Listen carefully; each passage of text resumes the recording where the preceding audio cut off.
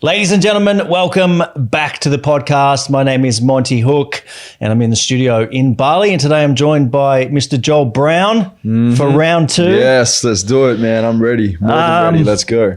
I'm excited to have you in. Last time we spoke was probably 9 months ago, and there was a lot of shit going down in the world, and a lot of things that we talked about were kind of predictions that are going to come true, and the world just seemed to get a little bit weirder.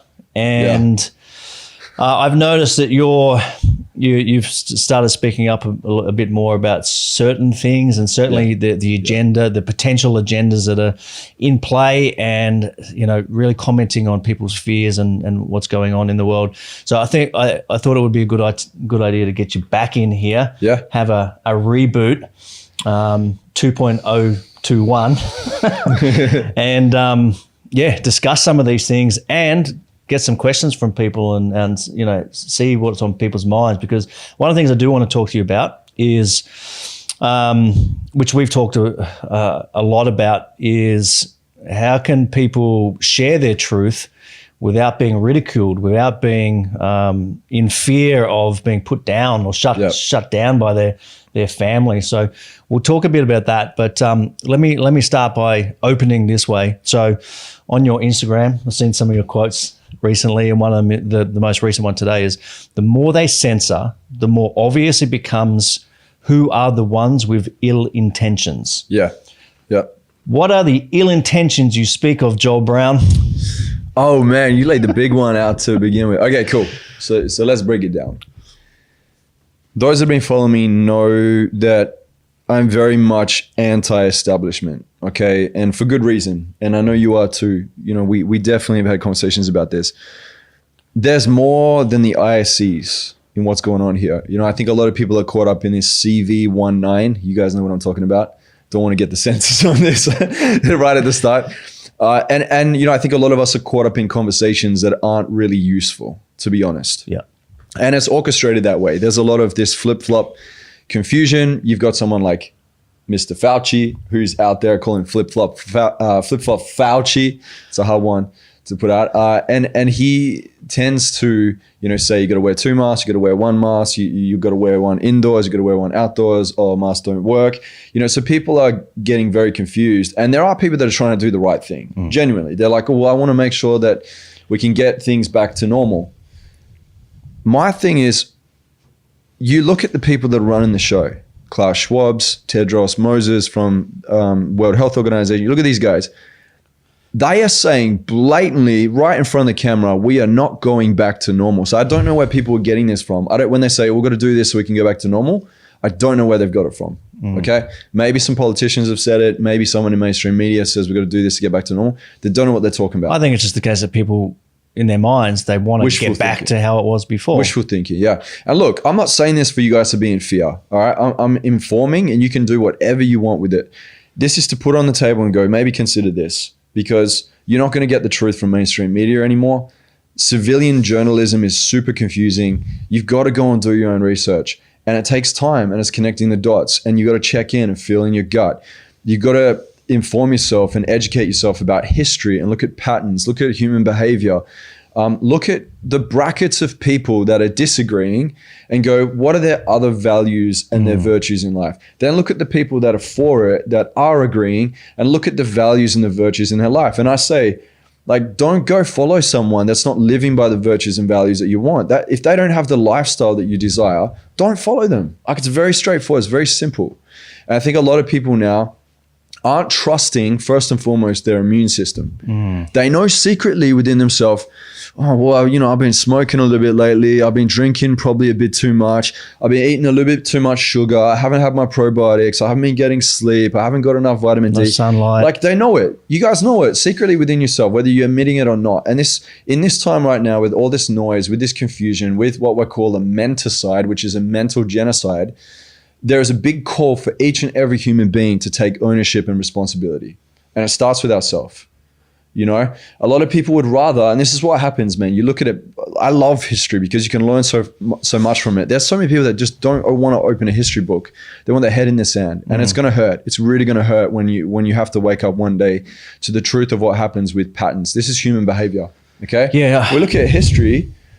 There's times of mass, what we call mass psychosis. Okay. And it's where people become so deluded because they're so fear driven that they become, and we can make jokes and say, oh, like a zombie apocalypse or like zombies. They don't physically look like zombies with flesh dropping off them, but their mental mind state might as well be zombie-like. Like they're like in a trance, okay? And that could go for anyone on any side. If you're fear-driven, you become zombified. That's what it is, right? Because you basically put your safety above freedom. And this was what has happened when empires have come and gone, is there was a breaking point where society splinters into two. You've got one side that goes, we have to comply, we must acquiesce, we must follow in order to stay safe. And before, when times were comfortable and good, it was easy for them to go, oh, well, freedom's my thing. And you hear it, it's like a buzzword in self-development. Freedom and impact. It's like, okay, they're niceties, but what does that actually mean to live it, right? And so it was easy to get freedom when times are good. But what happens if the environment changes? What happens if your friend no longer agrees with you? What happens if your family members oust you because they think you're stupid, because they think you're wrong in your decisions? Well, then what do? We either choose. We've got two options. Either I'm going to stand in safety as my number one priority, or I'm going to say, you know what? I'm going to carve my own path. I don't need acceptance. I don't need approval. I don't need validation. I'm choosing freedom now above safety.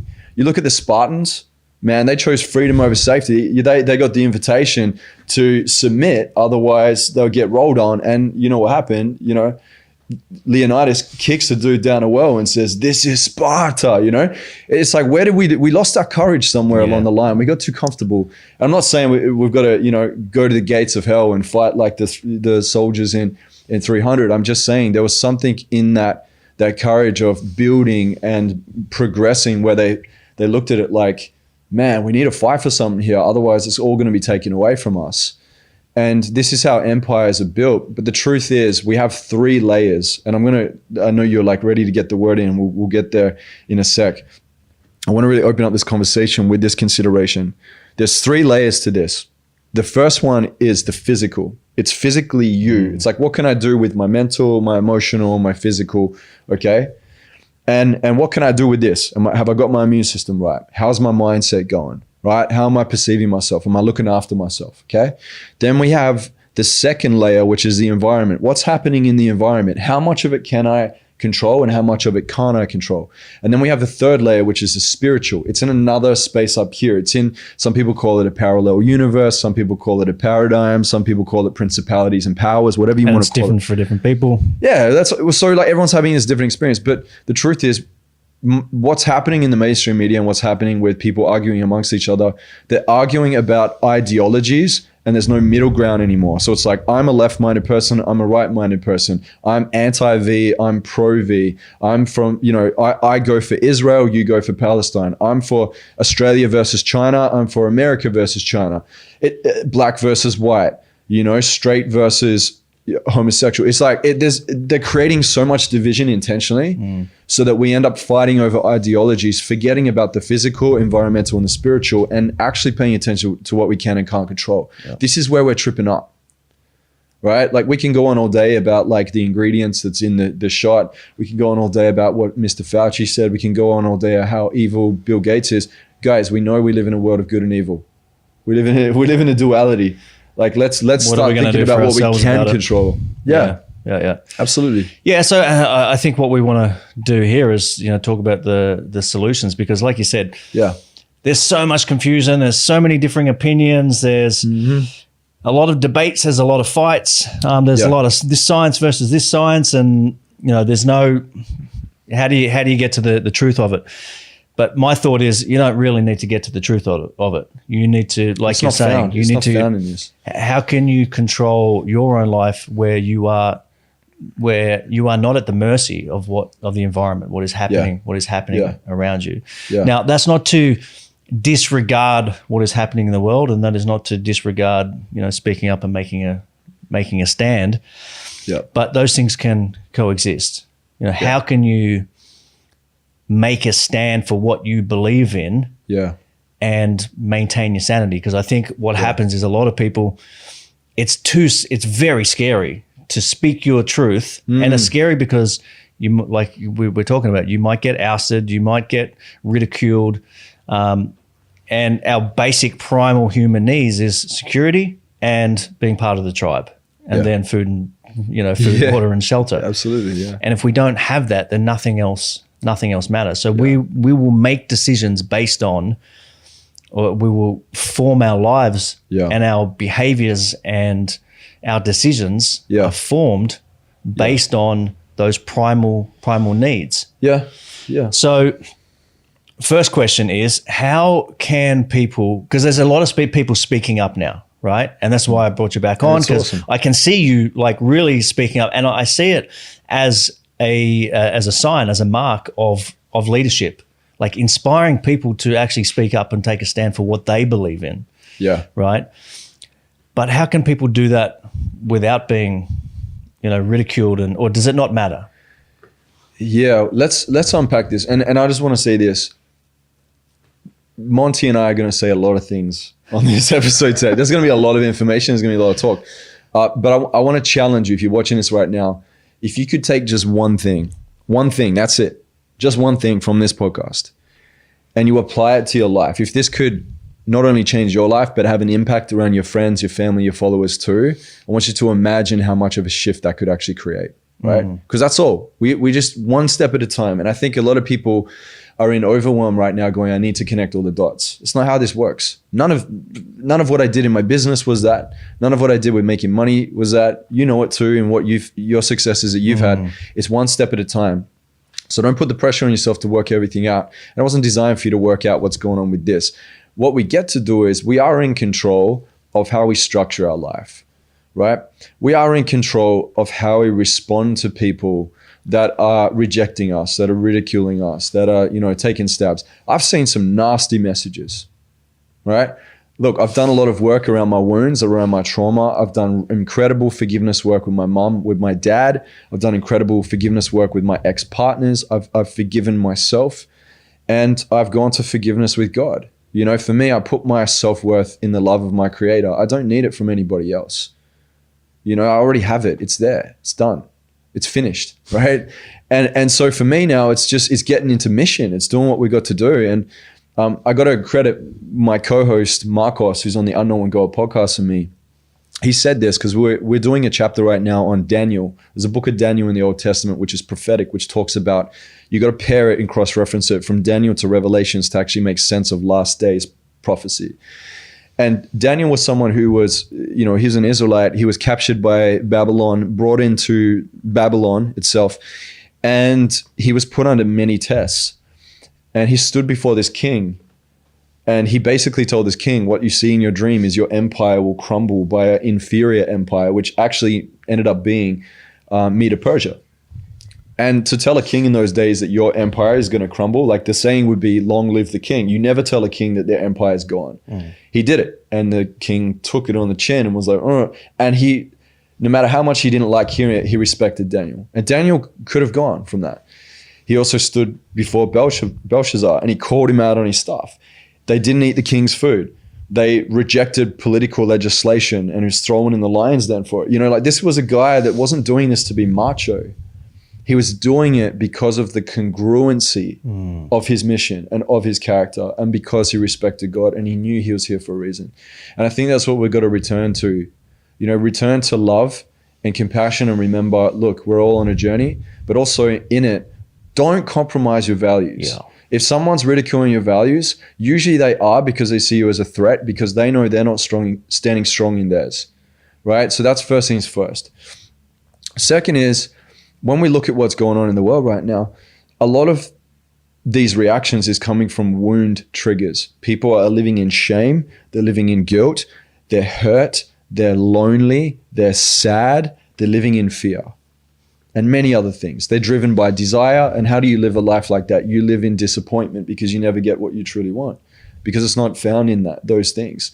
And so, I coach thousands of people. I do shadow work. I do inner child work. We do the unconscious blueprints. There's so much stuff in the background. Not one of us goes through life unscathed. We're all imperfect.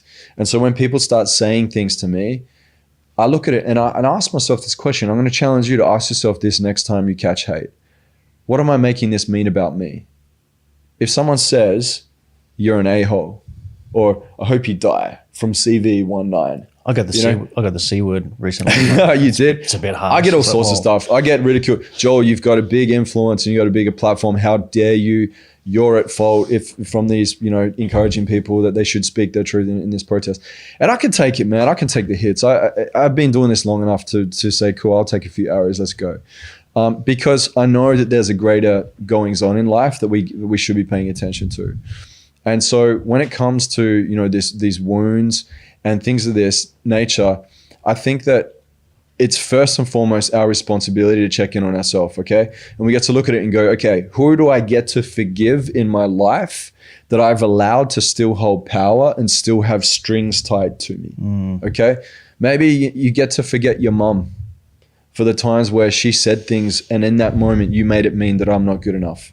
Maybe it's your dad. Maybe your dad was narcissistic and abusive and controlling and manipulative because he was a scared little child within his own self. And now what's happening is you think that people that are a threat to you are also replicating as an avatar, as a representation, as a mirror, a threat to you just like your father was, right? So if we can reconcile those aspects of our unconscious self first by writing forgiveness letters, by going and having those tough conversations, a lot changes, right? The threat is not as big out there because we know that we're not having this threat in here. Yeah. Okay. And there's a saying, it's an ancient African proverb that if there's no enemy inside, then the enemy outside can do us no harm. And it's so true. Yeah. And so many of us keep thinking there's this massive threat that the enemy is coming after us when we are our own greatest obstacle.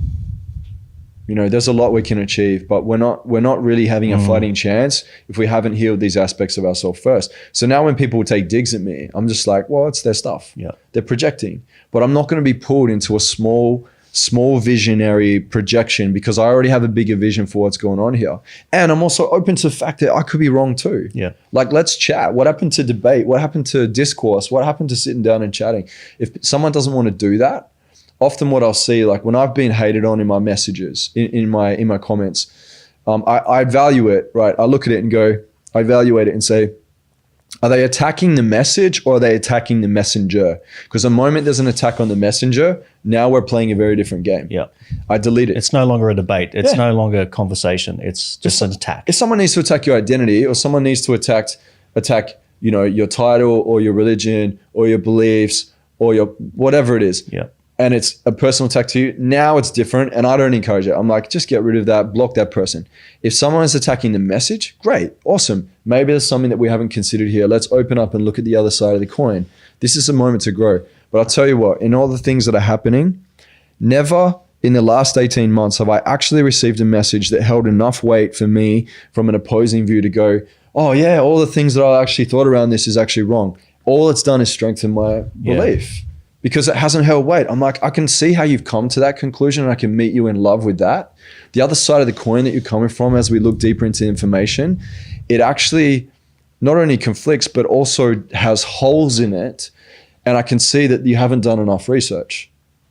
And I've called people out that have hit me up and I've said, hey, you obviously have an opposing view. Jump on my live stream with me. And I have more followers and more reach in them. So I'm like, it'll do you good. It's more of a win for you. But what I want to do is I want to introduce to my followers, even you guys that are watching now, like I'm going to bring people on that have a very different mindset that's the opposing. And we're going to just talk it out with love. And I'm going to get them to share it. And I've invited people to do it. And they've turned around and said, I'm sorry, but I don't know enough information with that opposing view. And I've gone, awesome. I respect you for being honest in that. But it takes courage, man. Because you've got to be ready to have a talk. But I always remember there's behind every question is a questionnaire. And we can't forget that. Yeah.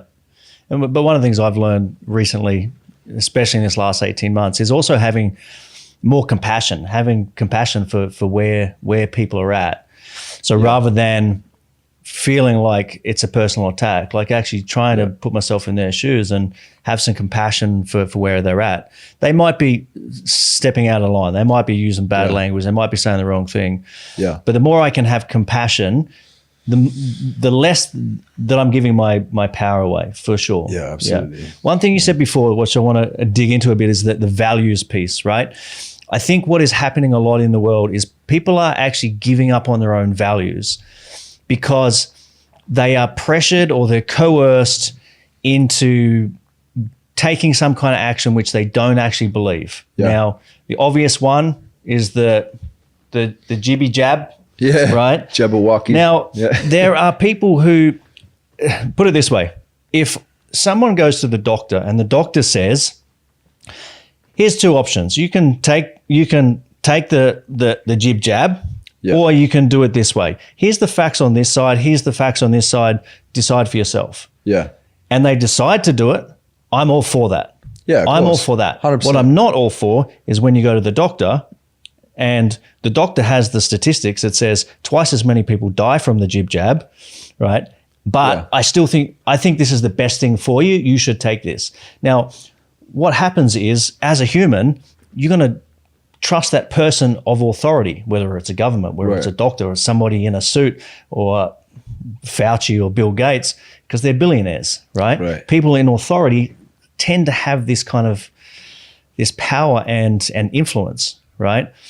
And people feel like, well, there's something internally that's just pushing back against that thing, but I'm just going to give in because it's the best thing for everybody. Like, I have to look after my grandma, and so there's I feel like a lot of giving up on values. And I think this is a critical point, is because it's so important to understand where the line in the sand is for you. Yeah. What are my values? Yeah.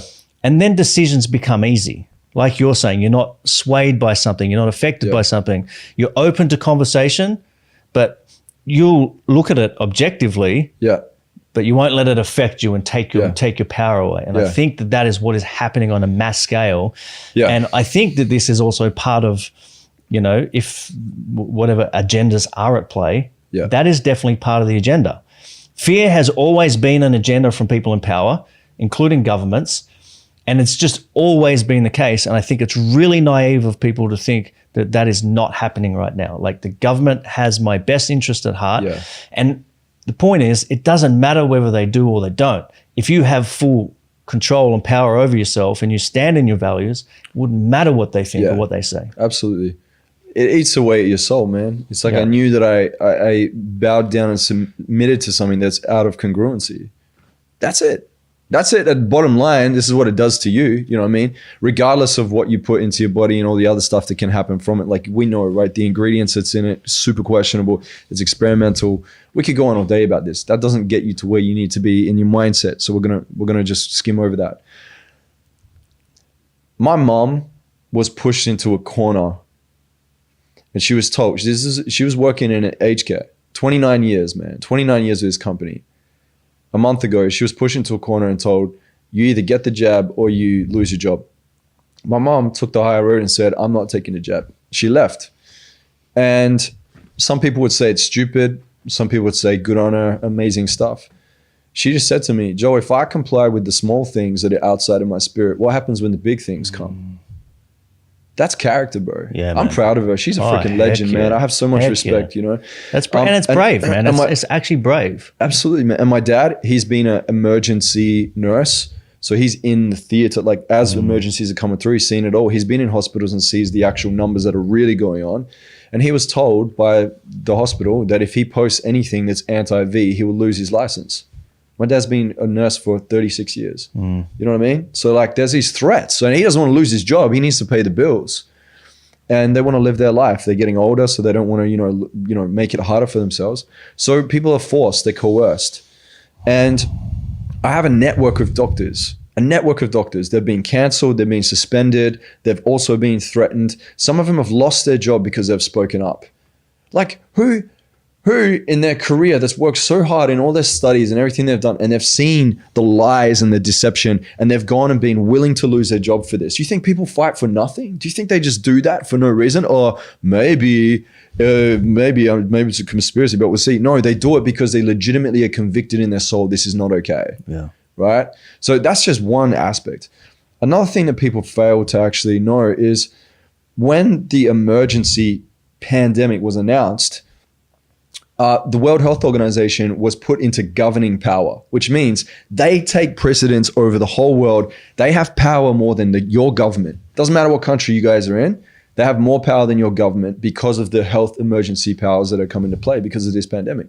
So then we start digging deeper and we look into this and go, interesting. So who's who? Let's have a look at this. Who's who, right? UN's connected to it. UN is a toothless tiger, posing as peaceful, but they're not.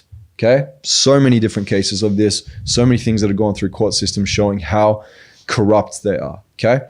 Then we look at the CDC, who's connected with them too. Now, the WHO gets 50% of their funding from massive billionaires that are in their network. All right. CDC owns over 56 patents of vaccines.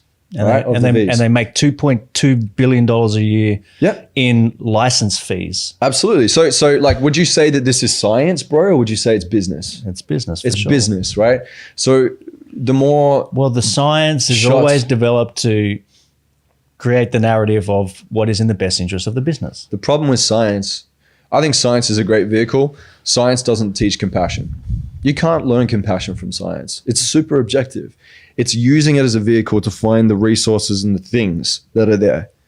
But when you start manipulating science to coerce, now we have a problem, right? And this is what's been happening. And people keep saying, trust the science. What does that mean anymore? It doesn't mean anything anymore if it's used to manipulate you for big pharma to make their dollars. Yeah. If there's financial interest and you're losing out, why would you support it? That's the question, right? Like, I look at this, man, the elitist, if you want to bracket them in that space, and elitist doesn't mean there's like 3 people that are controlling the whole world. I don't want to go too conspiracy with it because that's just, we don't know, right? But let's say there's a group of maybe around 6,000 at most in a network where they're like, yeah, let's trump off this and let's make some cash, right? We don't care. Let's go on a warpath. Whoever loses, that's your fault, right? Game of Thrones, let's roll this thing out. They got bored. They want to have fun. They want to make money. They want power, okay? We look at it and we go, cool. Some of them in there genuinely don't know that this thing initially that's gone into the world and supposedly killed people is a bioweapon. Some of them are like, I don't know if it is or not. Then you got China saying, well, we didn't make it as a bioweapon. And the US is going, maybe you didn't, maybe you did. So no one still knows. We're 18 months in and they've got the best tech in the world and apparently no one still knows. Ridiculous. But we look at this and we go, okay, cool. So some of the people are just looking for this window of opportunity. This window of opportunity is open up. They're going, now it's my time to make cash. Okay, if I have a capitalistic mindset, if I don't have, my alignment in good morals and values, maybe I'd choose that. I don't know. That's not me. But maybe if my character was in that place, maybe I'd go, cool, let's make some billions in this now. Then you have people that are in the health system that have gone through it. They've been indoctrinated in it. Some people legitimately have seen people sick and they're going, I want to do the right thing. Let's do it. I get that. But if they're making money there too, it's a good incentive, isn't it? If they're also getting backed by people that seem to be in high power positions, that's a good incentive, isn't it? To just keep going with the narrative. Yeah. Right? But the issue is that it gets to a point where there's so much confusion that nobody knows up or down, left or right anymore. So we all lose our moral compass. I can sit here and say I'm a good man, and you can say I'm a good person. But what happens when your back is against the wall? What if fear is ruling your mind right now? Where do you go? If we don't have this connection with God, if we don't have a connection to a higher power, we don't have a moral compass in play, we don't know how to emotionally regulate, we take things personally, we haven't worked through our wounds, we don't have a greater vision for the future, we haven't structured our life, what do? We turn into the very system that is shadowing us right now. We become the beasts too. So like when people blame society, I look at it like, yo, you are society, I'm society too. We are all part of this, whether you like it or not, whether you want to split yourself in division and sit on this side or not. Participating, spending money on things, which is adding to society. So the thing is, it's like we can beat this drum until the skin wears and there's holes in the freaking drum itself. But that doesn't make a difference. We can keep saying there's evil, look at this evil, Bill Gates is evil. And it's like, okay, cool, we get it. He's evil, right? He has very evil intentions. What do you expect from someone that's godless? He's an atheist. His father was the founder of Planned Parenthood or managing Planned Parenthood. People will try and correct me on that, I'm sure. And he's got his billies. Apparently he's a sleaze bag. His wife left him, and he does this crooked stuff. It's like, okay, cool, we know he's that. But what difference does that make? We as a collective, and this is what people forget, we as a collective are far more powerful than a group of 6,000 people, or maybe slightly more, right? We are. And people forget that. But we're not powerful if we're outside of our alignment and we've lost our rhythm. And that's the biggest problem that we're in right now. And I hate to see it, man.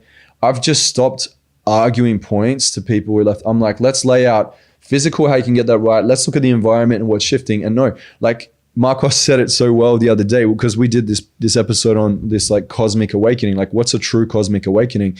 And he defined it so well. He goes, you got so many people, sometimes in the new age space, they say, oh, this great awakening is coming. I'm waiting for this great awakening. And he's like, bro, do you know what an awakening is? He's like, it's not like sunshine and rainbows and magical fairy dust. An awakening usually is preceded by persecution, is preceded by ridicule, is preceded by probably one of the biggest stretches and growths in your life that you've probably, like, look at Neo in the Matrix. Once he took the pill and woke up, do you reckon his life got easier? It's so true. Yeah. And that's what it is right now, is we're in this matrix and people want the awakening. But my question is, are you waiting for the environment to reflect in this goodness and this light for you to go, oh, okay, here's the awakening now. Oh my God, rain on me, I'm awake. No, we need to stand up now. We need to be congruent now. We need to be speaking that truth, and we need to be finding brothers and sisters alike that are in that truth now and banding with that, staying in that co-creation with God. What's the highest good?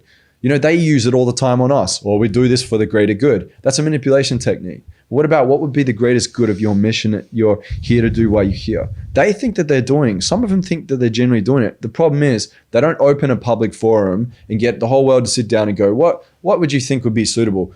They think, they're very convinced, and I've read Klaus Schwab's book. If you don't know who Klaus Schwab is, the guy's basically like Darth Vader, right? He even talks like Darth Vader. He talks like Darth Vader, yeah. But essentially he wrote the book, The Great Reset. And they keep calling basically the New World Order the Great Reset, okay? They just rebrand. They rebrand all the time. CV19, they call it Delta. They just rebrand things, okay? And so in this book, he talks about full internet governance. He talks about centralizing the monetary system. He talks about they've changed the word climate change because it doesn't sound fearful enough. They changed it to climate crisis or climate emergency. Okay, it's just to put some more fear into your heart and soul. And then they go into privacy. Oh, well, we're going to have to make sure everybody is tracked and traced. They talk about this in the book. The whole book, just to save you time, it's a whole pitch of the New World Order. Packages a Great Reset. The Pope, who's in the papacy in the Vatican, his book is called A New Hope. It's a religious version of the Great Reset. These guys are pulling strings. They want the world to go into a centralized spot, and they treat us all like leads going into a funnel. And we're a whole bunch of prospects, and they've got our IP, they want our details, they want us tracked and traced, they want it all there. Here's the challenge. You either comply and acquiesce and you go into the lead funnel system, or you say, I'm not subscribing to this, right? This isn't my destiny. I choose to be off in the other splinter, and I choose to be with those that put freedom first, right? And it may be a bumpy ride, but it's worthwhile, because you're going to be on the wrong side of history one day and you're going to say, damn, I should have stood up with them. Okay. And people forget we are powerful together. We're more powerful than them, and they are shitting bricks. Yeah. And I think that's where fulfillment comes from. Like at the end of the day, we're all seeking some version of happiness and fulfillment. And we think that lives in, making lots of money and buying yachts and jet skis and fast cars. And that's where we think happiness lives. But actually, get out of your system. Happiness, but fulfillment lives in that, like standing in your values, making a stand for something, saying that my life is of meaning, that I was able to stand in my truth and I was actually able to make a difference. That is at the core of what is the human experience. Yeah. Yeah. And I mean, I don't, we talked a lot about God last time, and I love the way that you talk about God, because for somebody like me who's never even been to church, I believe in a higher source, a purpose. I pray every day, I meditate, whatever. It's my own version, right? And you have your own version, and other people have their own version.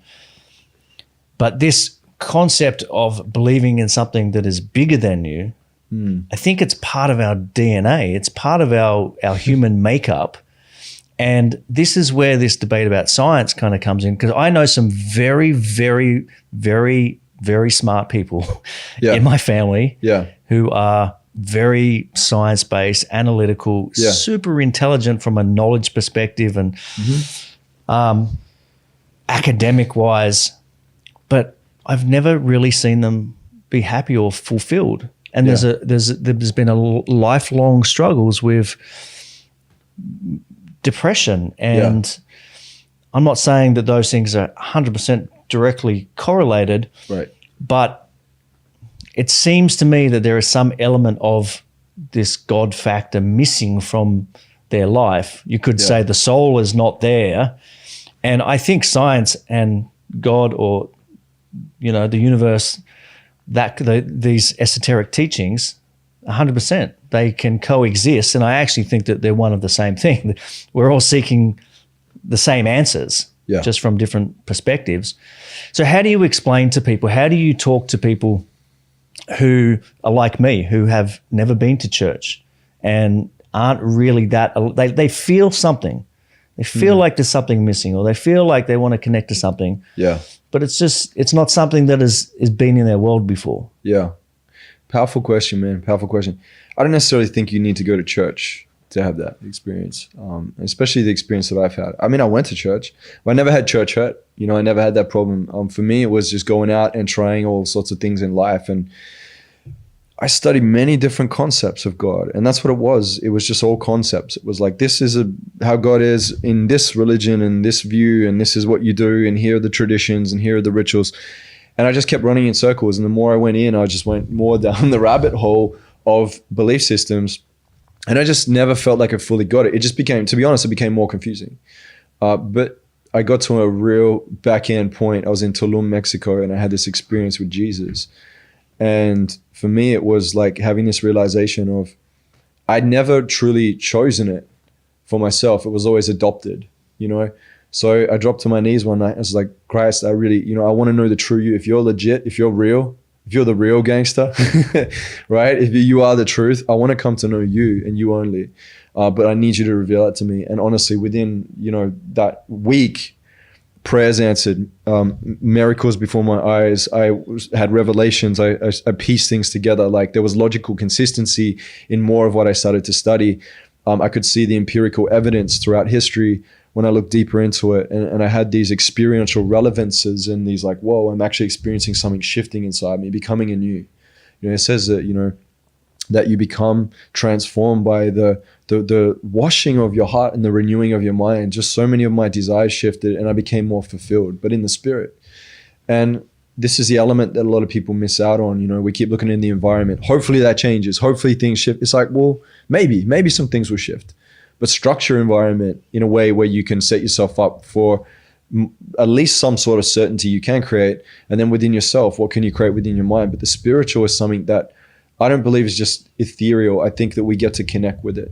You know, the conscious is wired with the body. I don't think they're two separate things. They're different belief systems. But for me, I believe the conscious and the body is intertwined. And we have this incredible, like you said, like this design within us. It's like instilled within our soul that there's this forward progression in life that we get to go. And for whatever reason, there's like string ties to the spiritual.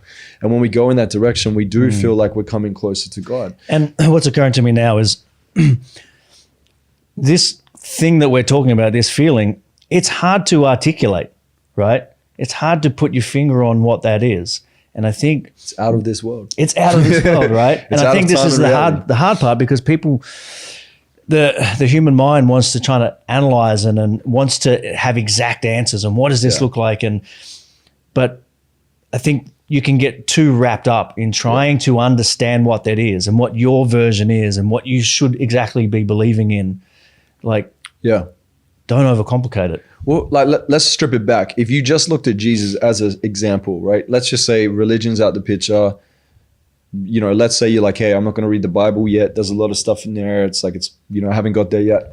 Cool. Even just look at Jesus as, because people look at Tony Robbins, they look at maybe Brendan Bouchard, they look at Oprah Winfrey. Like, they look at these people and go, oh, they're awesome. I want to like mimic them, or I love their standards and values. And they try and build brands like them and be like them. I'm like, cool. Why don't we look at someone like Jesus, who lived in incredible standards in his life? I mean, look at this. If you got your head in the sand thinking that we live in a world of sunshine and rainbows, there's a very rude awakening that will come into play. I think the greatest thing that I got when I was a child was my mom said, hey, here's the Bible, look at this, look at creation, look at the story, look at the narrative, the destiny. And I was just like, as a kid, I'm like, we live in a world of good and evil. That was it. That's all I needed to know to be grounded in some form of reality. Mine was the opposite. I got given nothing and I had to work it all out myself. I'm lucky, man. I got a fast track. I feel blessed. I feel lucky. Yeah. Well, hey, look, we come to it at some point. Yeah. I think we all have this moment in our life where we have the opportunity to be embraced by this meeting of minds and meeting of spirit, to be able to actually go, hey, is this something I want to choose? Mine just so happened to be 6 years ago when I met with Christ for real and chose him as a relationship with Christ in co-creation. Relationship is different to religion. Okay. Yeah. Religion tells us we must walk our way up the mountain, tradition, rituals to try and win the love of a dictator God, authoritarian God. Some entity. Which to me is like narcissistic. It's like, imagine like being in a relationship with someone like that, trying to win their love. Whereas Christ taught us, I'm God incarnate. I came down the mountain to meet with you, to be an actual in the human experience with you, to show you that I know you and understand you, and I'm inviting you into a relationship with me. And not only that, I'm going to win your love and trust by becoming the perfect sacrifice and showing you that the things that I promise you, that I'll bodily resurrect in 3 days to show you that I can promise you eternal life. And he did it. You know, over 500 accounts and witnesses in that time that went. And as you see, Christianity blew up. It was called the way originally. It wasn't called Christianity. It was just the way. Jesus says, I'm the way, the truth, and the life, right? So it was like, cool, that's a great way to live, to come out of the matrix. He transcended out beyond the matrix, right? And, you know, just to talk about the matrix, because I know so many of people feel like we're in it right now. You mightn't even read the Bible, but I'm just using this as an example. That time when Christ was in the desert after he was baptized for 40 days and Satan, which means the adversary, the enemy of our soul, confronts him and tries to test him and say, turn these stones into bread if you really have this, you know, power. And he says, no, I can live off every word as bread alone, right? And then he like passes that test as the second Adam. He overcomes it. Then he gets this second last test, right? It's second test and the last test. He's standing there on the cliff edge, and Satan, again, the enemy of our soul, comes in and says, throw yourself down and your Father will send angels to come and catch you and save you before your foot strikes the ground. And I will give you all of these kingdoms. He kind of paints this picture. I'll give you all these kingdoms of the world because it's his world. This is his world. And Christ says, I won't test my Father. And he turns that down and says, no. Isn't this very similar to what's going on now? You just take the shot, or you take the digital passport, and I'll give you your travel and your freedom back. It's the same coercive beast system. And we're in the same rhythm right now. And that's what's happening. That's why we're being challenged. And there's this, I believe that comes after this revival where people will have this moment of awake. Like, for whatever reason, man, Christians become way more gangster when there is persecution. It's just how it is, because I think the greatest threat to the body of Christ or the body of believers is apathy. The more like, just staying where you are is dangerous. And maybe some of this is playing out right now for God's people to wake up. Yeah. And maybe you might not subscribe yet to God's people, and maybe you'll come across that and maybe take heed on some of these things and go, I'm going to explore this. And maybe you'll start identifying with living in the standards of somebody like Christ, to be like, being compassion, being love, overcoming the coercion, overcoming the temptation, still being there and seeing your mission through and being in that sacrifice because you know love is the greatest chess move that could ever happen in this eternal cosmic journey that we're on right now. It's insane. Dude, I'm buzzed, man. You know, we got some just some comments and some questions coming through, and there's one that's come through from your Instagram. Now, the question is, and this I wanted to kind of ask this anyway, come back to this idea of how can people have conversations with their loved ones, right? Yeah. And the question is how to convince your family not to take the poison. Yeah. Right. Now, that's the question that's, you know, kind of being received, but it could be for anything. Obviously, there's some harsh conversations here. Some people believe very, very strongly that, like me, that I'm never going to put that in my body. Yeah.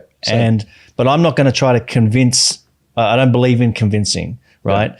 So I think convincing might be the wrong language to use. But how can people have conversations where they get to express their truth in a way that's compassionate for other people and get their point across? Yeah. Okay.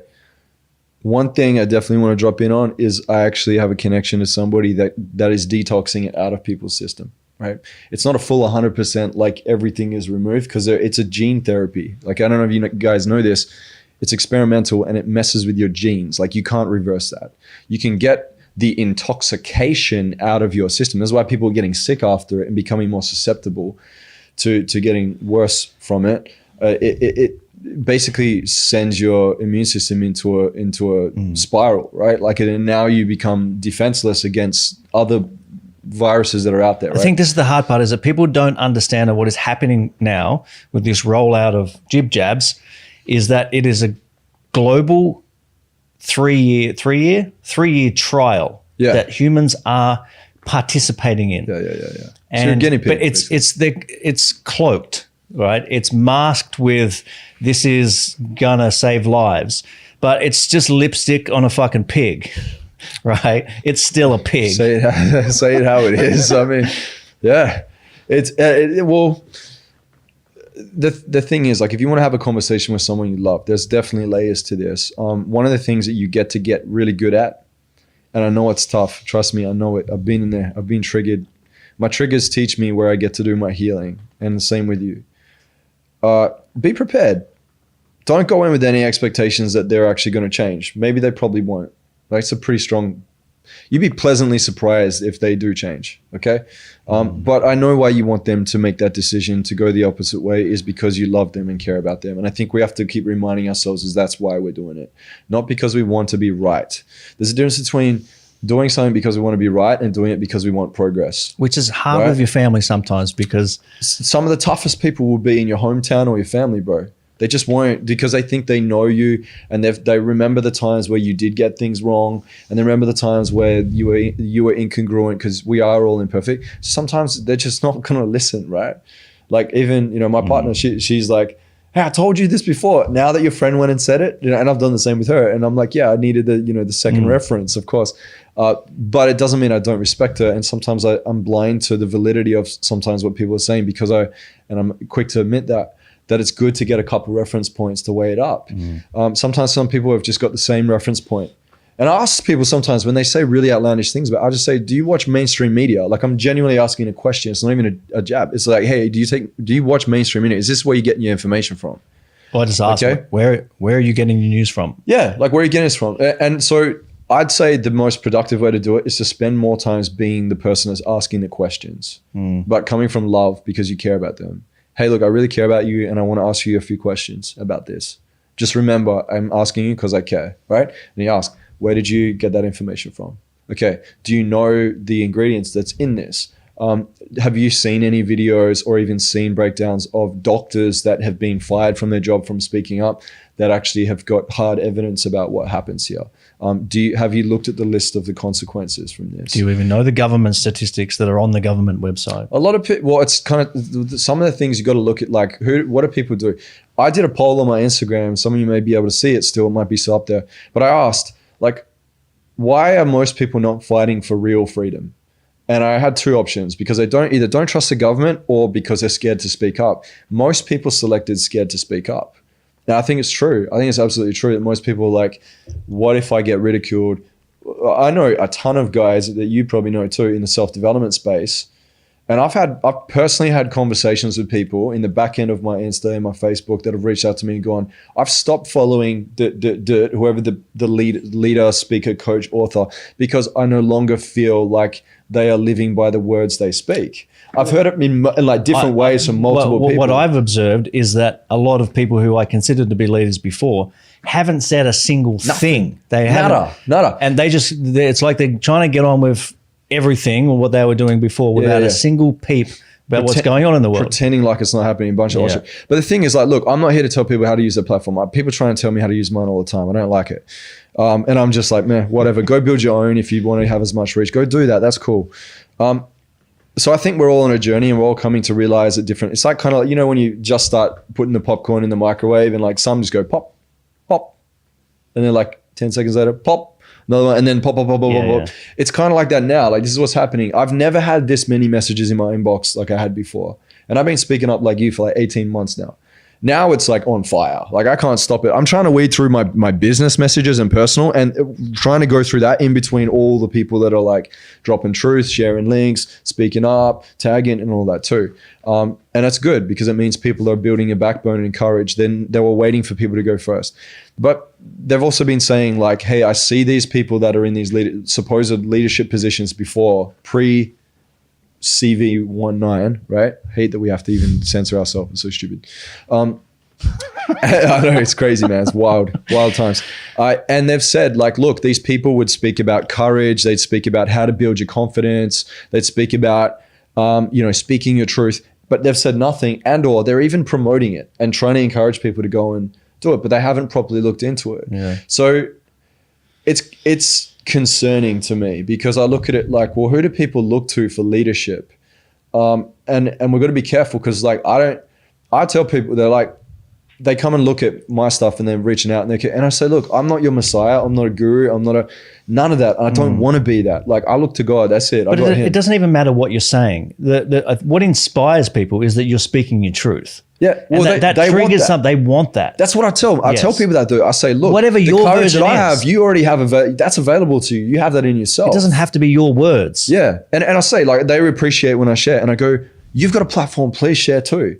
And even if you just share one thing, that's it. Imagine if 2.5 million or 5 million people just shared one thing. Imagine they all did it in the same week. Man, they could not stop that. They couldn't censor it. They couldn't block it. It would just become this tidal wave, man, that would take over the world. I think we also underestimate the difference that we can make. Like even if you posted something that was your truth and one person saw it and it impacted them, you don't know what that could trigger in that person and then the ripple effects beyond that. So absolutely. I want to touch on what were the last topic we were just talking about? Ridicule. So there is a question here, another question from Nikki Dukic, I think it is. Oh yeah. Awesome. For people to be less scared, can you tell them how did they survive the disease? So to speak and survive. For people to be less scared, can you tell them how did you survive the disease to speak and survive? Me. The questions. Yeah. Well, I mean, look, I had CV19. Yeah. Right at the start of in March last year, I flew to Marrakesh, Morocco, and I got mad sick and got a test, and it showed that I had it at the time on the back end of it when I came out to Australia, and I had. Like the only way I could fly was to have the test, and then I had the antibody test, and I have an antibody. So I was like, awesome, I'm gonna chill now. Like I don't need. Yeah. What's the point of having the shot? I've got the antibodies. Not only that, in my experience, and I don't want to take away from anybody else's experience. I soldiered through it. First of all, because I just thought it was a cold or a flu, right? The other thing was on the back end, it was great because I came out of it feeling even better than before because I actually paid attention. I wasn't paying attention as much to my health, but I started becoming really vigilant with my health and I became even better and I felt even more alive. Yep. And so I think like it's either going to be a warning for you or it becomes the greatest fear that you ever live in and it will collapse you from the inside out. Like I'm not discounting that there's an actual engineered thing going around. But I don't think the issue is the CV. The issue is the relationship people have with it. Because think of it this way. If this never came out in the news, in the media, it would just be the flu. It would be the cold. It would be whatever. The news is the virus. And people wouldn't have that fear. They wouldn't feel the need that I have to convince people about this. You would just get through the cold like you did. I have the relationship with CV that if I get it, good. Like my immune system, I trust it 100%. People don't trust their immune system, and they know secretly they only look after themselves. This thing is beautifully engineered by God to handle what this earth gives me. Well, look, man, this is what I know. I know 3 people that have died after having this, and I have an inbox of over at least 60 or more people that have messaged me that have said they either personally have experienced it or they have family members or friends that have had heart attacks, strokes, seizures, Bell palsy, that are like a paralytic because of taking this. And how many? So what have I got to go? I'm like, that's the reference. Yeah. I know one person personally, and I have a big network that has said, my brother passed from it. And I'm like, man, I'm really sorry to hear that. That really sucks. And I'm not discounting it for people that have experienced that. I'm not at all, because I think it can. And I also think that you can from the cold, from the flu, from influenza. I think heart disease is the biggest killer. Stress is the biggest killer. Cancer is the biggest killer. Why are we not addressing diabetes in the same way? Because it kills more people. We should. Well, you don't make money from it. Exactly. Like, we don't make money from it. That's what it is. They don't make money from it. So, look, I just, like, you guys know, something in your spirit, something in your soul, you're just like, something's not adding up here. Don't buy into the lies. Don't buy into the fear. Don't buy into the deception. A lot of what I do now is like, it's like, I know I've seen enough of what's going on between the intricacies of ingredients and the shot and the political. The unfortunate thing is this has been politicized. I hate that it's been politicized, because now you've got people that are more left-minded. If you're talking, Democrat, Republican in America, especially, because a lot's coming from America too in what's been exposed. You've got people on the left a lot that are going, oh, well, my celebrity friends are doing it, or artists are doing it, or Democratic-minded people that are very much into their study are doing it. And it's like, okay, cool. Well, they see validity in it. That's fine. You got people on the right that are pushing back. They may have more conservative values.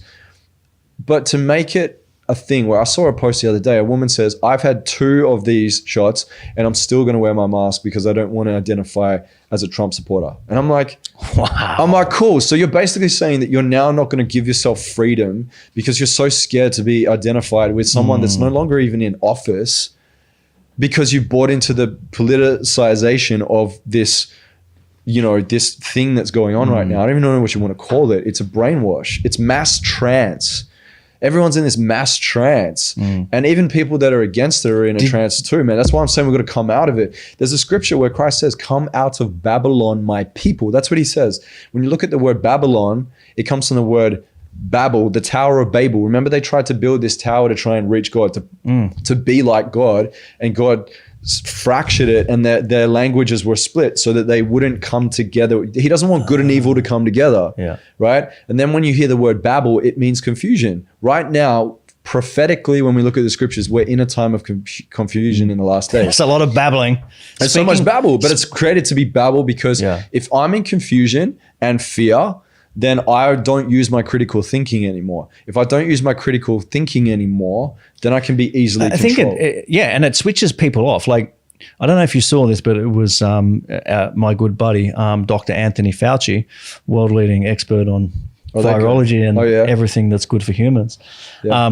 He just announced yesterday, I think it was yesterday, saying that the CDC have now changed their rules. He blatantly said on the video, on the news, in a press conference, that people who have been observed and tested, who have been vaccinated versus unvaccinated, who have caught the Delta strain, have the exact same symptoms, the exact same amount of virus in them.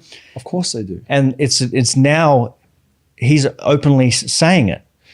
Well, think about this. I spoke to one of my friends he's a doctor, and he studies this stuff, man. He's been in the CV19 testing, and he knows how this thing works. He came out and said, there is the PCR test. The PCR test essentially is not individually testing for Delta. They're not. They're doing a general PCR test, and then what they do is they average it out and say, well, this is how many people have Delta, and this is how many people have CV19. They're making it up, guys. They're making up these numbers. They have no idea what's Delta and not. They have the genomic pool they can look into, and they're averaging it out, but it doesn't actually mean that they know the number of Delta. So they're just making this up. Delta is a mutation of branding and marketing as a fear tactic. Like I'm telling you guys, we're in mass psychosis. They're trying to push us to this way. There's probably 2 billion strains already.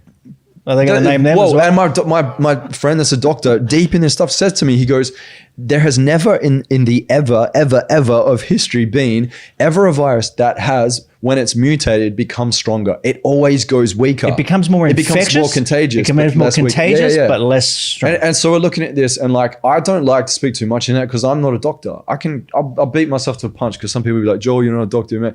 I've heard it all before. I don't care. Keep throwing jabs. We're cool. I'll beat myself to the punch. Anyway. Not that kind of jab. We're not that jab. But like when I'm hearing this from my friends that are deep in the trenches, Roger Hodgkinson as well, who is out there in Alberta, And this guy is involved so deep into the CV testing. He's saying, he's like, guys, you are in mass paranoia from the branding and marketing of this more than the actual thing itself. He's like, you can get through the cold and flu. Most people do. He said, the thing is, in Australia, there were over 3,000 something people in 2019 that died from the cold and flu. That's like literally like 5 or 6 times more than they're saying is coming from CV19. Yeah. And what's happening, man? And 2020, 0 people died from common cold. Yeah, exactly. So then like the elitists, if you want to bracket them as that across the board in the upper echelons, are making trillions. It's been quoted they've made trillions, guys. Well, in the 12 months after the first lockdown, the top billionaires in the world added, or out of all the billionaires in the world, added a combined $1 trillion to their net worth. Trillions. And there's only 2,000 billionaires in the world. It's the greatest wealth transfer in history ever. And guess who loses? You and I. Yeah. Okay. The middle class, I don't know where you want to bracket some of us, whatever, who cares? Let's say middle, and then we have the poor, the lower class in poverty. They're bleeding out. They're literally bleeding out. But only because we keep acquiescing, only because we keep complying, only because we keep forgetting that we actually get to create our certainty, that it's not in government. I trust God, not government. Government is not my Caesar. It's not. God is in control. And I get to co-create with him, and you get to co-create with him, and be in that certainty and create that structure and look after your health. Right? If we fraction off into a society for the next 5 or 10 years, and you've got those that put freedom first and those that put safety first, I'll be over in the freedom bracket. We'll be divergence. Let's do it. Yeah. You know? Yeah. Like, this thing can't play out forever, and that's the thing that people forget. There'll be other things that come in. They want a certain amount of control. They want full internet governance. It says it all in the Great Reset book. Klaus Schwab says it. It's coming from his mouth. I'm not even just speculating. It's on YouTube. Check you it out. can see it all.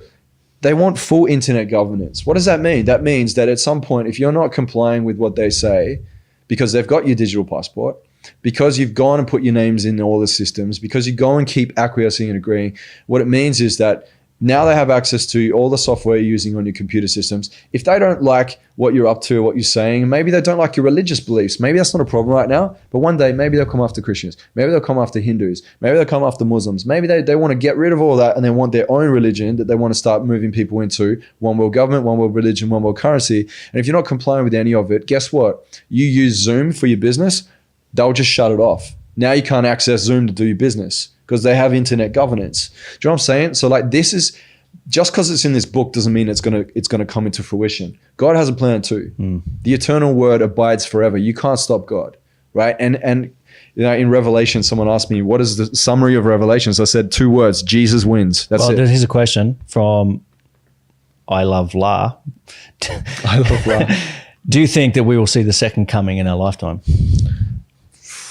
Man, that'd be a glorious day, I'll tell you that. But the thing is, are we experiencing things that are happening that are prophetic? Yes. 82% of prophecies in the Bible, out of over close to 3,000 of them that are in the Bible, have already come true. They've already happened. This is how I see legitimacy in the scriptures. When you cross-reference it, it's actually happened. Jesus, when he walked earth, fulfilled over 600 prophecies just by just being who he is. He didn't even, not even with intention to try, because you can't get it perfect like that. He just did. Prophecies that were written thousands of years before he even came, right? So we're at 82%. And it says that most of the prophecies that are fulfilled that are left are all happen in the last days, and they happen very quickly within a very small time frame. What we're seeing is we're seeing a breakdown. We're seeing a godless society. If you look at America, America is the image to the beast. The beast system is what runs and utilizes the Vatican. The Vatican has tentacles and networks throughout all of the world. You guys keep talking about Rothschild. Klaus Schwab is actually a descendant of the Rothschilds. When you look at it, you can look it up on Wikipedia. The dude's the son of whoever it was that's under Rothschilds, right? So this stuff's set up. Then you look at the Vatican in itself. The Vatican owns over 260 something trillion. People get scared to talk about Rothschilds or Bill Gates. I'm scared to talk about the Vatican, but I still talk about it because they're the bigwigs. They have Jesuits all over the world in political systems, in medical systems. These guys are running the show. What do they want? Well, they have a pagan version of religion, and they keep utilizing it in order to use religion as the guise for power and control and niceties. But ultimately, it's to take you in the direction they want to take you. It happened when ancient Rome was in rule. We look at the prophecies of Daniel, when we look at the head of Babylon as gold. You have the chest plate, which is Medo Persia. You have the the stomach, which was the brass, which was Greece. And then you have the legs of iron, which is Rome. And it goes all the way down into the feet. And this is a prophecy. This was casted before these empires even came in forward. And Daniel was telling Nebuchadnezzar to his face. And you see it, and they've found it with the Dead Sea Scrolls, that this book of Daniel was written before this stuff happened. So where are we at now? We are in the last days. We are at the feet. And as you see the feet, it's the feet of iron and miry clay. Now, when we look at Rome never actually was destroyed. It crumbled from the inside by immorality. It kind of like fractioned itself, and it was wounded. When Napoleon Bonaparte sent one of his generals to capture the Pope, that was a great wounding of the beast. Now it says there will be this healing of the wound from the beast, and the beast will start to come back in power. We're at the time right now of the healing of the wound of the beast. The beast system, man, we could go on about this way. But I want you to look at this, because I'm jumping a lot. Daniel 11, Daniel breaks down this. And some of you may take this. Some of you may go, okay, Joel, it's good to know this. Some of you may say this is a bunch of fantasy, whatever you want to take, whatever. Daniel talks about the king of the south and the king of the north. King of the south is a running rule that runs in a rhythm of power and control, and it mimics essentially a godless society. And if we look at the mirror of this, we call it type and anti-type in the scriptures. You look back at the time of when Egypt took rule over God's people and captured the Israelites. Remember, Moses and God worked together to free the Israelites out from Egypt. That was Exodus, right? So in that time, the Egyptians had ideologies that were essentially godless. They believed that they were gods, which is humanism, and they worshiped the sun and they worshiped the frogs and all these other things, right? And that God kind of showed them by sending plagues of frogs and plagues of things that they actually worship to say, I'm greater than this, right? And to free the Israelites. So we're in the time right now, to be honest, of the king of the south. We're getting plagues. Okay. Well, we got a plague, but at the same time, it's not just that. These are like self-inflicted plagues because it's engineered. We know that. Essentially, the king of the south has these godless ideologies. So if we look at who's running the roost right now, it's atheist, godless, eugenicists. What we get to know is that next, what comes after the king of the south, the king of the north comes in. Who's the king of the north? The king of the north uses the opposing. It's a pendulum swing. It's a right-winged, extreme right-wing, conservative type mindset, because right now it's kind of liberal type mindset. It's a right-wing, iron fist rule that comes in with imperial law to bring in conservatism and bring law and order. They can't do that unless it pendulum swings enough this way that people are in chaos to go, we've got a solution, but you have to abide. So right now I'm seeing this, and who knows how long this plays out for. Could be 5 years, could be 10 years, could be 20, could be 30. Maybe you and I aren't here by the time this imperial law comes in.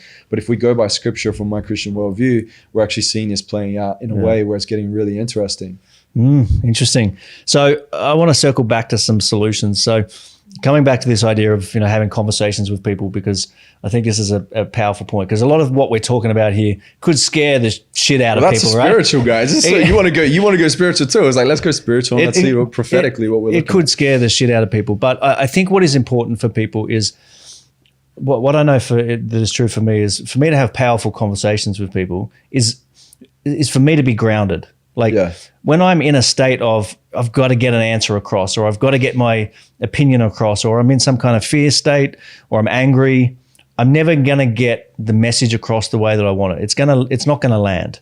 So if you are standing true in your values and you're in that calm, grounded state and you're coming from that, then you are far more likely to have that a conversation that lands. And if it doesn't, then you can stand there in pride, knowing that I had that conversation being the best version of myself and it didn't land, so it doesn't really matter. I stood true to my values.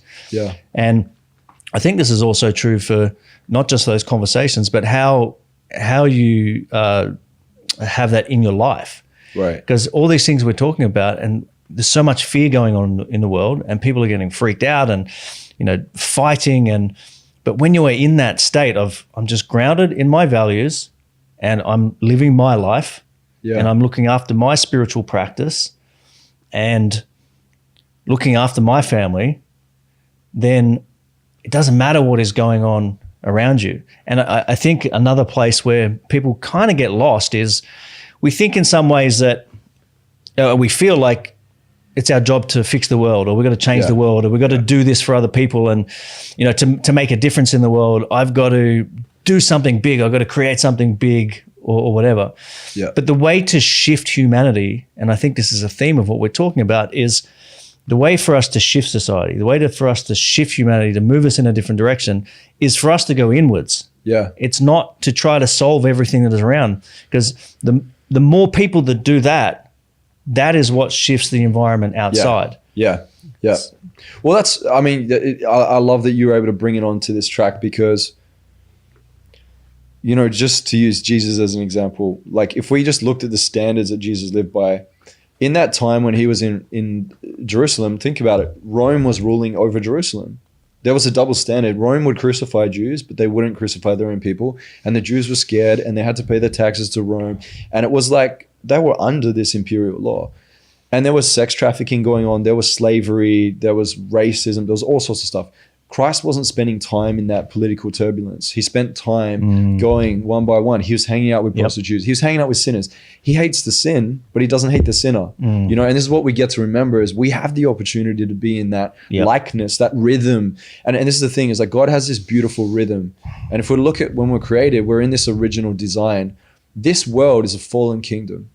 Christ came as an ambassador into the kingdom to say, hey, here I am as an ambassador. Here's what I'll do for you. And he did all these things. And people are like, whoa. And then he's like, I'm going to come back. And then if you want, you choose me. Right? You come into my kingdom of God. Kingdom of heaven is the place that we're at. Or you can choose by default, because I don't use coercion like the enemy of our soul. You can choose to be there. By default, it means you're in a place which we would say would be hell. It's not a burning flames. The flames, as we say, is because of standing in the glory of such righteousness of God. We be in our shame, guilt, and everything else. So it's our choice. We choose that.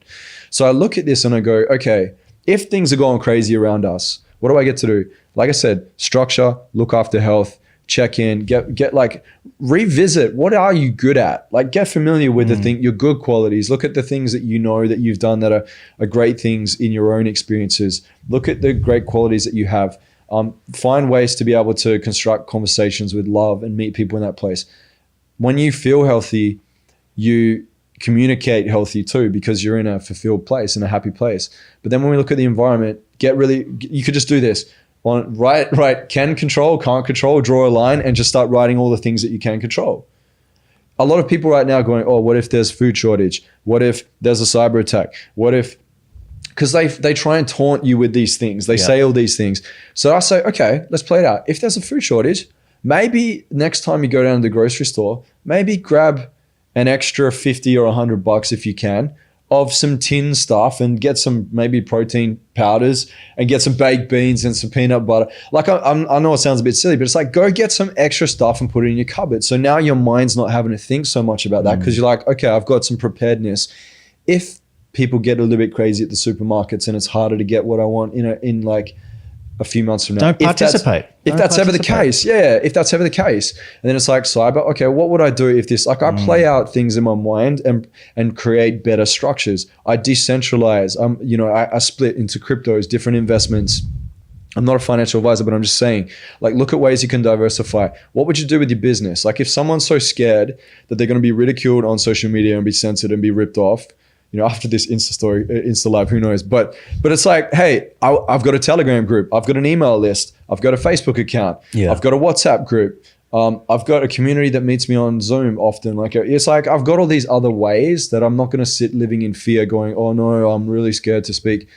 If you hang all your hopes on the fact that you think that your business is on Instagram, if all your hopes is that hope that they don't take it down, you don't really have a business. Trying to protect normal. You don't really have a business. Seriously, you don't really have a business. If you're like, oh no, everything needs to be built on Insta, don't do that. Diversify. Diversify and structure. Going to be great things. And then obviously the spiritual aspect. Let's say if things were last days, end times, but I'm not scared. No. I've already won. I've already won, man. I'm in it. My key is to stay in the rhythm of God and stay in the standards of Christ and be in that trusting and believing and being in that space. And I'm not saying it from like an emotional teddy bear type of like, oh, I want to feel safe with this. I legitimately feel it in my loins and I believe it and I've witnessed I also truth. I have days where I'm like, I notice the challenges going on in the world. Of course. But it's more of an observation rather than a buying into it. And it actually, I can feel myself needing to step up. Yeah. Like it's the outside God's giving you a nudge, bro. He's giving you a little nudge. Like, hey, come on, Monty. What more can you do? Yeah. You know, what more can you do? Well, yeah. Well, and it's like, to go back to the point earlier, if anybody missed this, was it's not to be like my friend Marcus says, it's not to be macho. Yeah. It's because it's congruent, right? And I think a lot of people aren't speaking up because they haven't identified what their mission and their purpose is.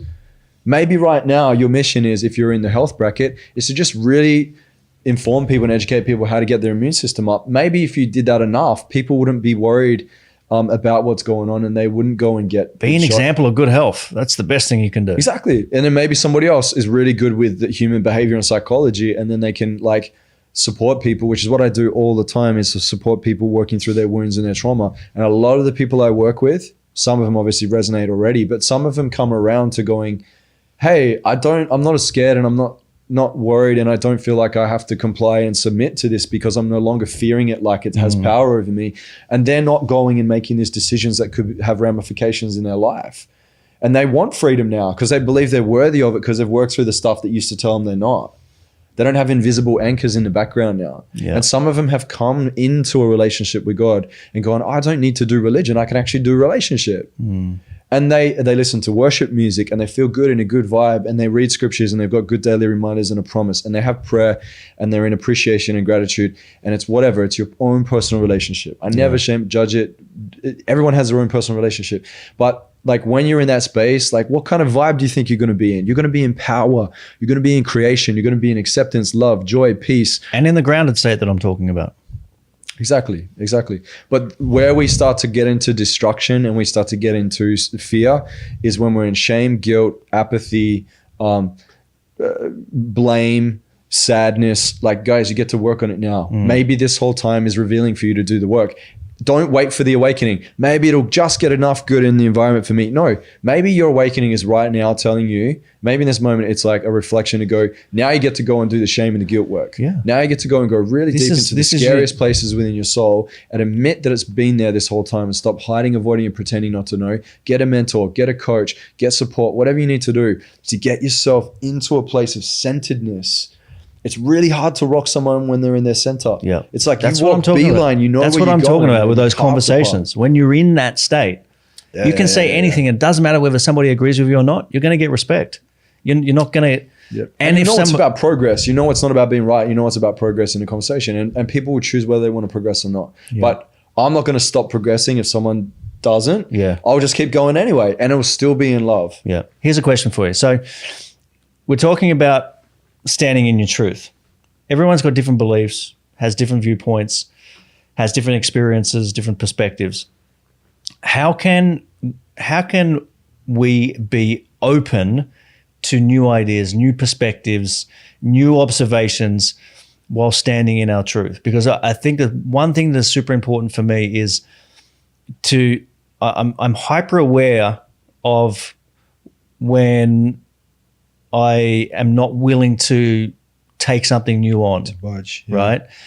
And that's a good thing for me because it gives me the ability to question myself. I question myself a lot. Yeah. And like, why do I believe that? And I question myself quite often. Self-interrogation.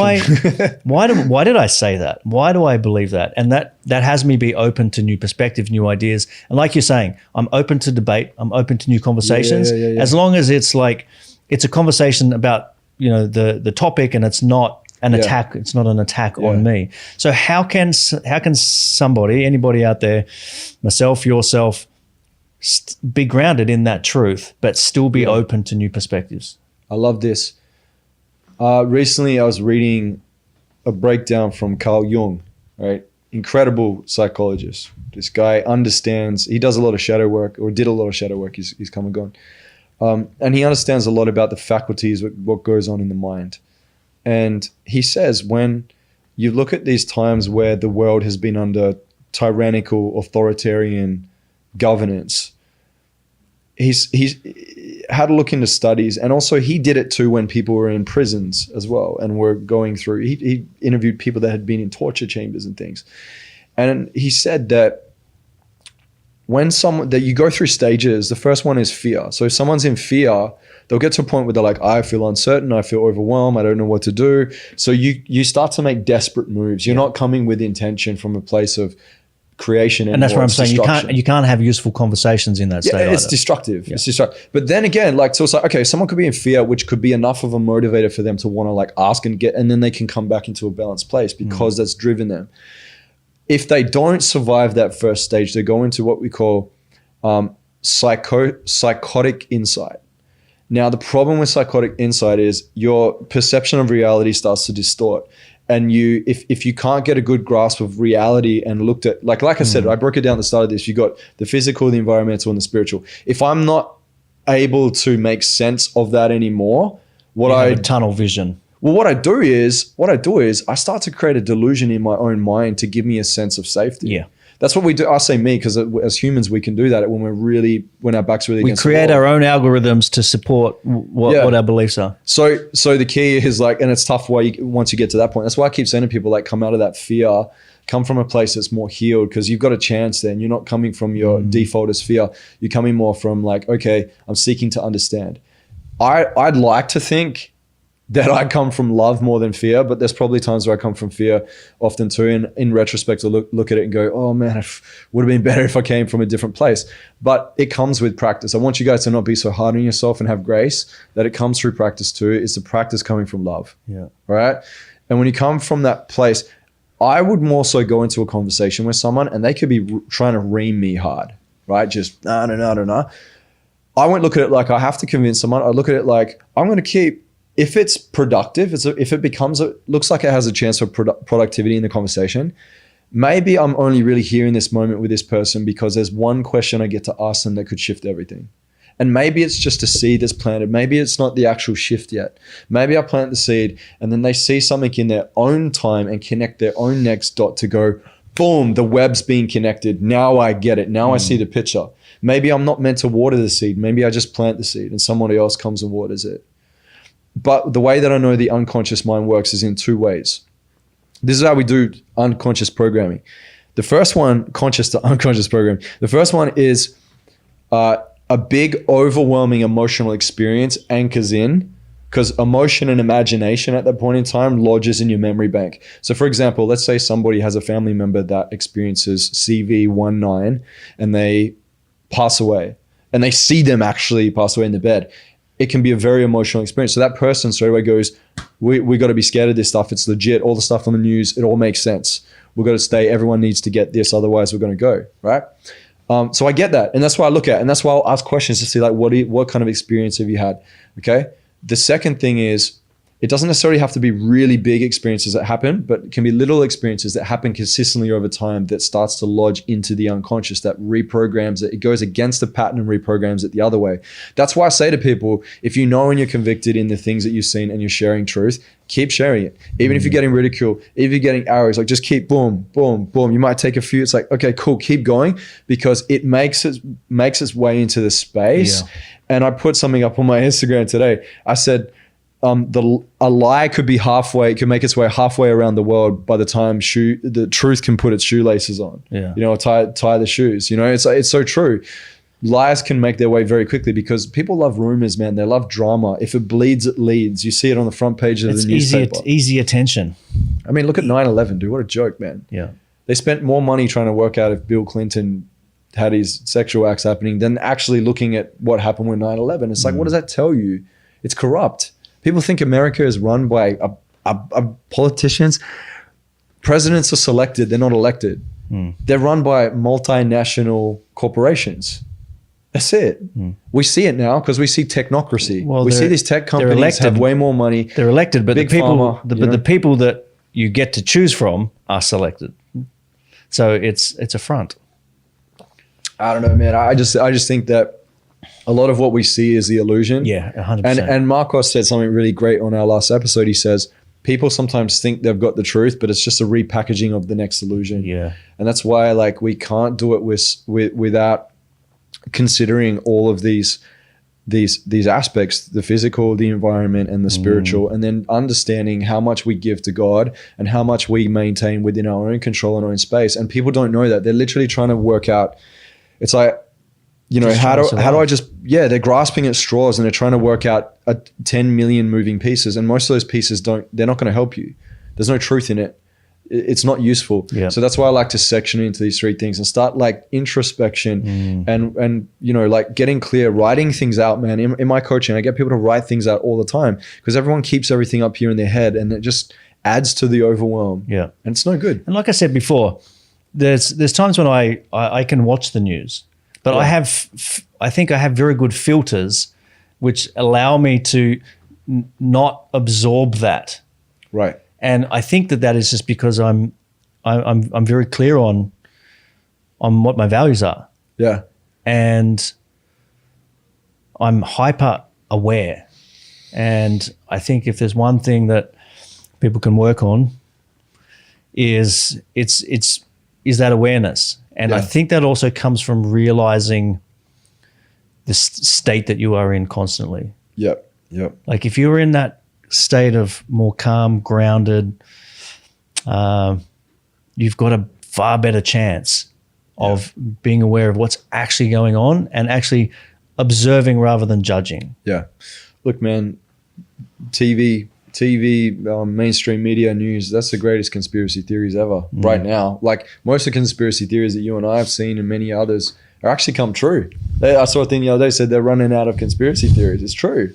It's really true. It's insane. Now, there is also, this is the thing, this is the way the enemy of our soul likes to work. It's like a corn cob and you think you're getting all this truth and there's that one little black kernel that like can ruin the whole cob, you know? And this is how these people psychologically with their psyop warfare, they operate. They flip-flop a lot and say all these things so that people get a little bit of the truth, but they get a lot of the lie and then people don't know. And then they people fight. give up. And then they give up. They give up. Yeah. Sometimes people go, you know what? I don't care. It's too much. You guys are idiots. Like, I'm going to unplug from this too. And I get it. I totally get it. It's overwhelmed. Yeah. So yeah, look, duck in and out just to be informed enough. Yeah. Weigh it up. Go and find people that did courageous things, like lose their freaking job because they're willing to speak the truth. Like, you know, I'm going to talk to those people and have those conversations. Like, what were you so convicted about that got you to lose your job? Your job that pays you, you know, multiple 6 figures or 7 figures a year that you were willing to lose for the sake of humanity. What was that?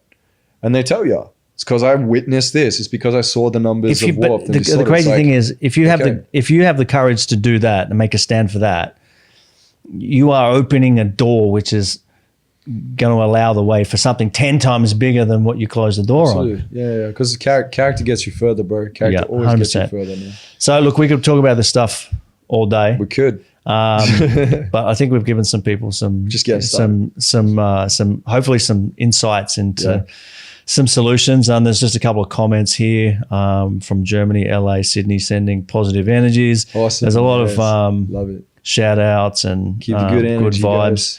So guys, thank you so much for tuning in. Joel, thanks very much. Legend. One of the things that occurred to me as you were talking about these stories about Jesus is the word humility. Like that's the word that really kind of flows through when I hear you talk about those stories. And that's something that you seem to have in spades. And I think the more that you go on this journey and share your stories and share your insights and teach this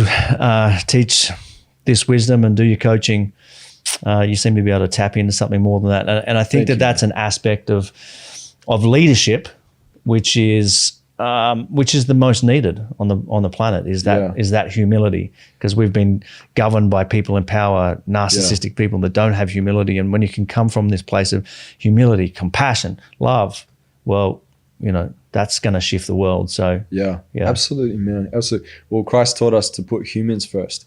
When you look at the opposing view of what's going on, they keep saying we need to save the planet over the humans. We can sacrifice humans for the planet. It's such an opposite view, man. And I used to live in a belief like I couldn't give so much to God, and I couldn't because then I'm not confident enough in myself. And I was holding myself back from true creation because of that limiting belief. And it's not true. You can do even more in co-creation with God. Yeah. And I'm a testimony of that. Not everything in my life went next level, but not always something that's measured, but from within it went next level in itself. And I think if you have that ability to believe in what's possible for humanity, then you have a greater ability to believe in yourself and absolutely, man. be able to follow through. So, guys, thank you so Yeah. much for tuning in. If you've got any further questions, comments, anything you want to share, send it through to Joel. Make sure you follow him on Instagram at I am Joel Brown. Yeah. Thanks, man.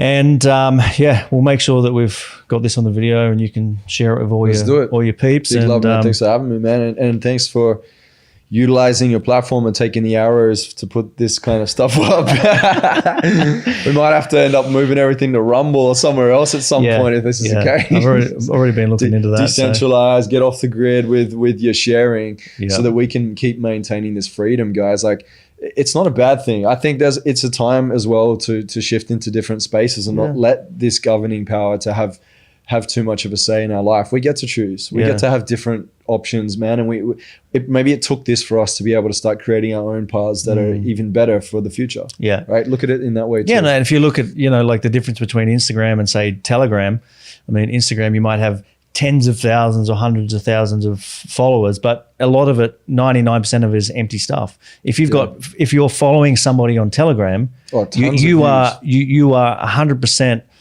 engaged in what they are talking about. 100% engaged. You're not going to follow someone on a Telegram group unless you are engaged in what they're talking about. So shifting from that idea of, trying to be everything to everybody and just sharing your truth with a smaller group of people, I think it's far more powerful. It's an exhausting game. Awesome, man. I'm happy you spoke on that. Thanks for having me, bro. Much. You're a legend. Thank you guys for tuning in too. Appreciate you all. Keep speaking up. Keep being courageous. Stand by the character and connect with God. Guys, make sure you go check out Joel Brown, and we'll see you next time back down the rabbit hole.